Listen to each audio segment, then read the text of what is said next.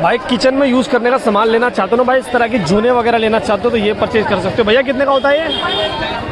50 रुपये कोई सा भी, कोई भी आइटम भाई 50 रुपये का ले सकते हो। इस तरह की बढ़िया बढ़िया जूने वगैरह मिल जाते हैं। 4-5 पीस का सेट होता है भाई। ये वाले देखो नहाने वाले जूने लेना चाहते हो तो ये भी मिल जाएंगे सिर्फ 50 रुपये के। इतने सस्ते कहीं नहीं मिलते भाई। 20 रुपये का एक पीस पड़ता है दुकानों पर, आपको सिर्फ 50 में भाई इतने सारे मिल जाएंगे, आपको परचेज कर सकते हो। देखो भाई लोहे वाले लेना चाहते हो तो ये भी मिल जाएंगे भाई। देखो इस तरह से 12 पीस होते हैं इसके अंदर, दवाई परचेज कर सकते हो। दिल्ली सदर बाजार में आ गए हमारे भाई के पास।